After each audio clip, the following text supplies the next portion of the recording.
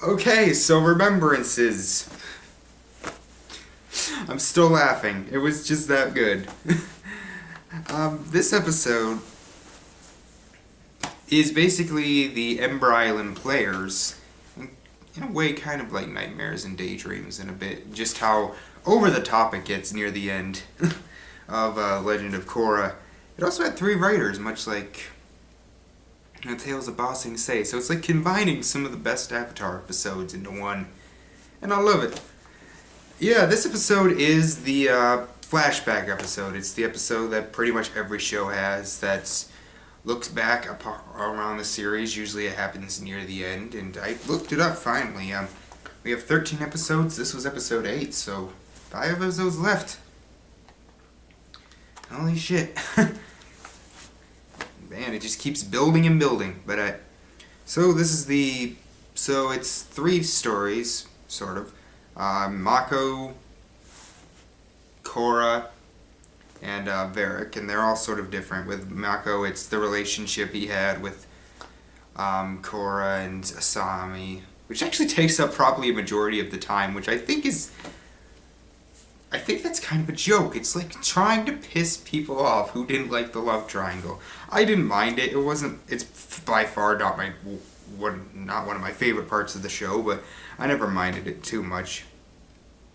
The opening with the narrator was brilliant. He's like, I have enjoyed talking to you with Korra for all these years. Now pay attention and remember the past. I wonder if this means that something big is going to happen, and we had a clue. So with the first story with Mako, it's basically just Mako. It basically follows him and Wu. He's trying to teach him to fight, and Wu's like, hey, I don't know anything about you, tell me. And so he does. He tells him all about his love life. Which, to be fair, is a very complicated thing, and will probably make you stay away from women forever. Which it kind of does. At the end, he's like, women are complicated. No offense, Grandma. Grandma, she is my favorite part of this particular part of the story. She was just so funny. Oh, Mako, just like your grandfather. Oh, I love that. So yeah, just basically following them, all the shit that's happened. And it was a little creative. It wasn't as creative as something like the Ember Island players where they made a play out of it, but they do treat it like it's being told like a story with the others interrupting at times. And they have these I love those little tiny, really cartoony animations they do. Like they did it I remember they did that in The Great Divide, which wasn't a good episode, but that was a very good callback. Korra's story, the second one, is by far the shortest. It's basically, which you would think it would be the longest because it's how she's worked as the Avatar, and I really liked this one because I think she brings up a good point.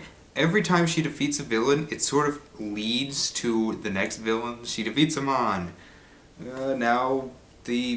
Because bending is because benders are allowed in Republic City and all was allowed to elect, that allowed Unalaq to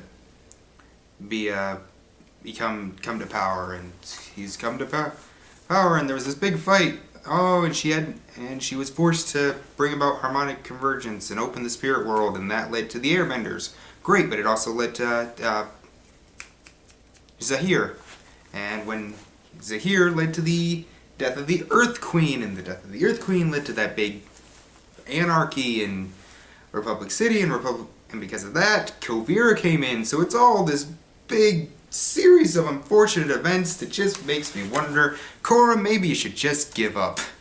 Clearly bad things happen when you do things.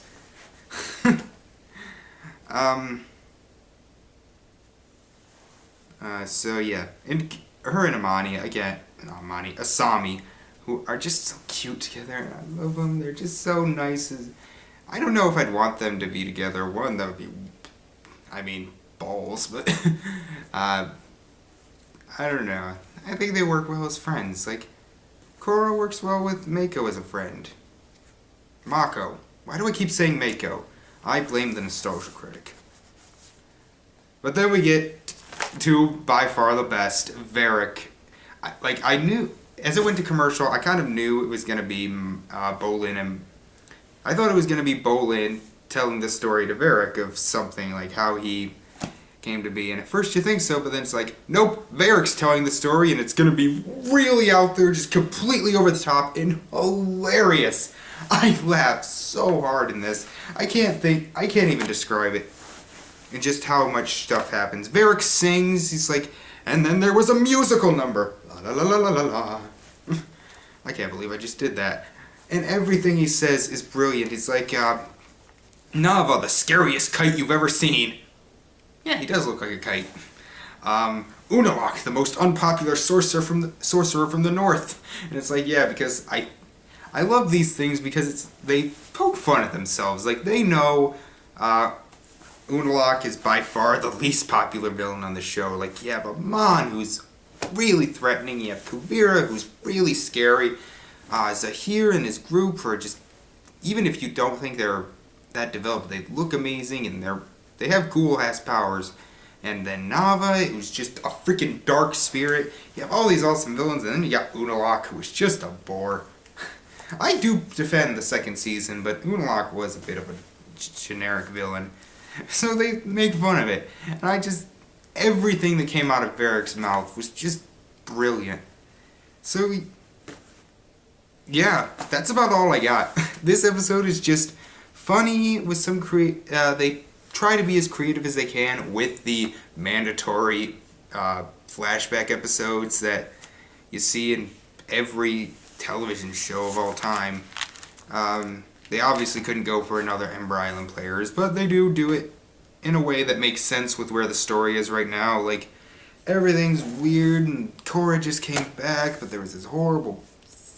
She just lost a fight, so they just kind of want to relax and tell their story. So yeah, this is probably at the right amount of time.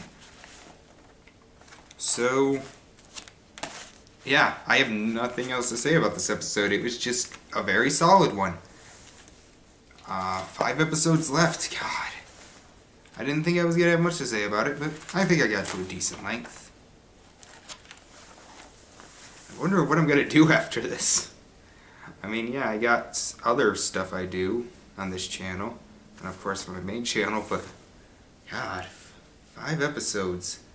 So, will it end in 2014?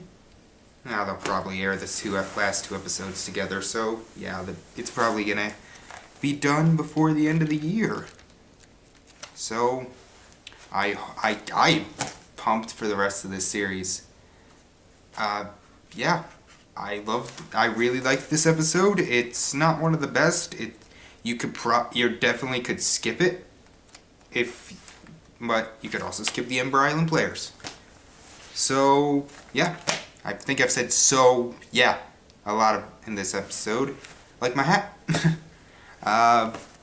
Yeah, can't wait for next week. 5 episodes. Bye.